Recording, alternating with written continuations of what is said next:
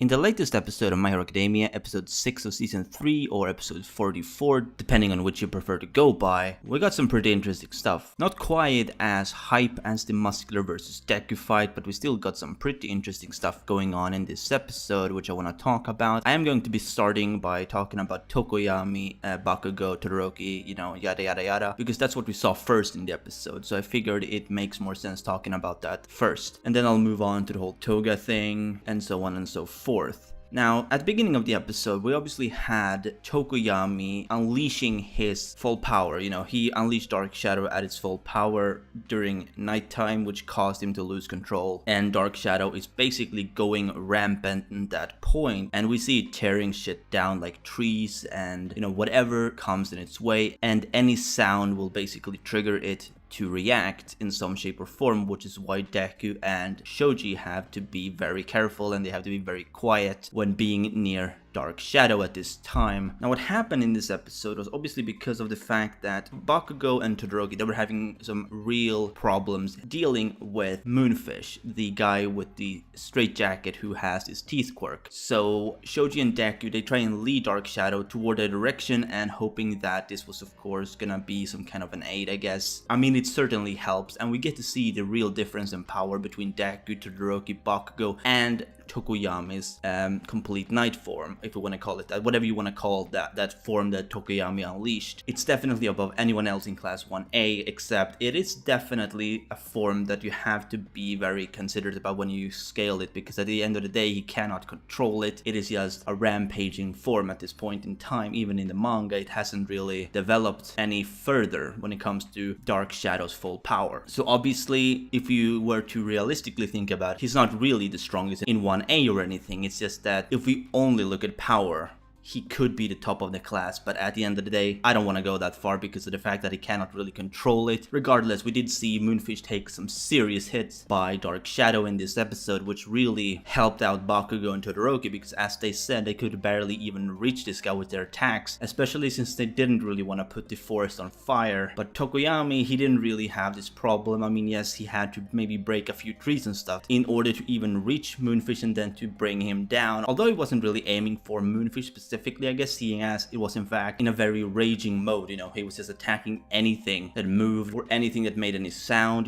something like that. Whereas, I mean, Bakugo and Todoroki, Deku and Shoji, they were trying to be calm. They were trying to really not piss Tokoyami off at this point in time. But after Moonfish's defeat, we obviously see how Bakugo and Todoroki, they used their quirks in order to weaken Tokoyami, because as we know from season 2, Tokoyami's power is that he feeds off of darkness. The darker it gets, the more power he can muster, but his weakness is light. So the more light you shine on him, the weaker his quirk gets. And obviously Bakugo having explosions, that generates light, as well as Todoroki's flames, his actual fire side of the quirk. It shone enough light on Tokoyami that he would actually end up reversing back to his original state, which saved pretty much everyone at the end of the day, because had he not stopped Tokoyami, shit could have gone really bad. I mean really bad. I just hope that at some point in the future we get to see Tokoyami further develop his control when it comes to Dark Shadow, like maybe he will get more control over this night mode power that he has. I mean, it's not gonna happen anytime soon, I think, especially since we haven't really seen much development from Tokoyami's part in the manga even, but eventually I'm sure we're gonna see him develop, much like everyone else in the class will along with him, because his power is a really unique and a really powerful quirk. But because he needs to be able to control that much energy from Dark Shadow, it's gonna take a long time for him to reach the point where he could actually control 100% of that power. It's gonna take a long time. He's gradually gonna have to work his way up in order to actually reach the point where he can actually fully control Dark Shadow when it's at its peak. Now, the second thing that I want to talk about is obviously Toga, Ochaco, and Tsuyu, because that's really the highlight of the episode in my opinion. Well, one of the highlights anyway. I mean, I love this episode simply because we got to see Toga. Toga is one of my favorite characters in the story. She is best girl in my opinion. Do not ask why, she just is. She's the crazy one. I like the crazy, I like the kinky stuff, so I like Toga. And in this episode I finally got to see what I wanted to see when it came to Toga's character.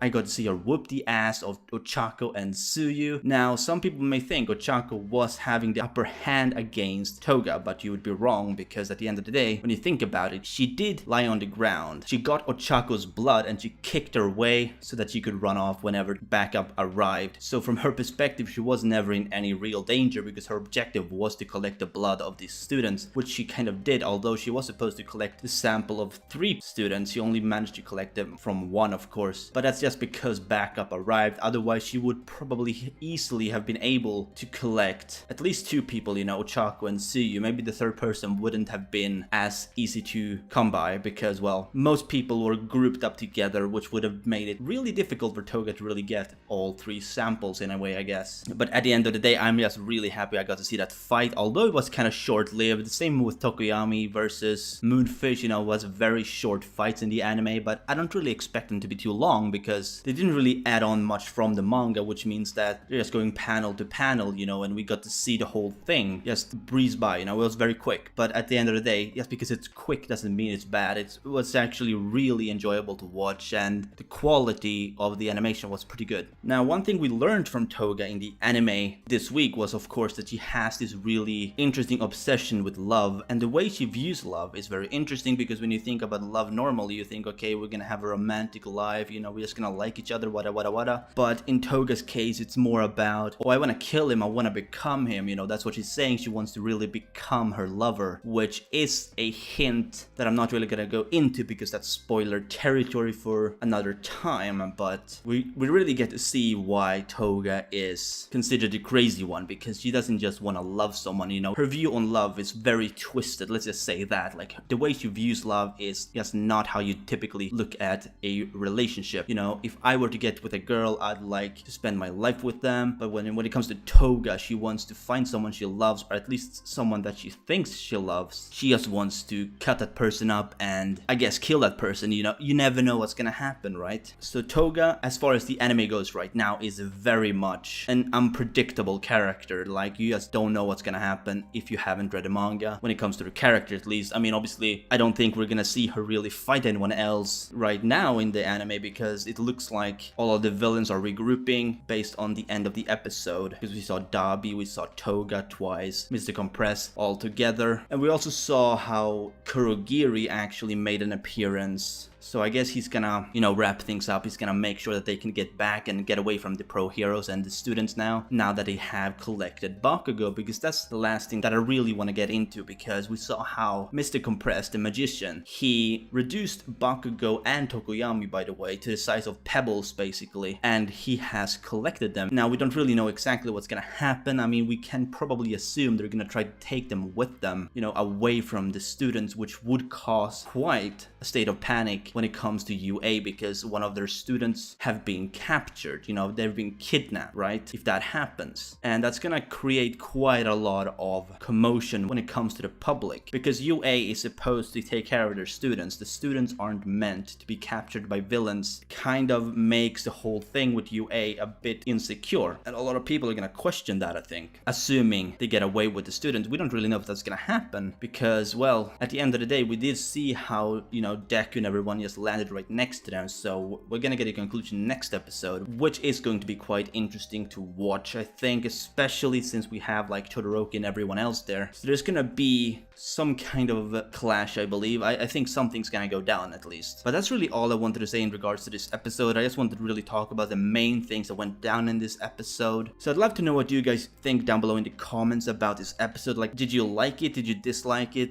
If you read the manga, do you think it adapted it well? Personally, I think they did a really good job with the adapting as far as the manga to anime goes. But anyway, if you did, be sure to Detroit smash that like button if you enjoyed, and subscribe if you haven't already. This has been Chaotic Plus, and remember everyone, Toga is waifu, Toga is laifu.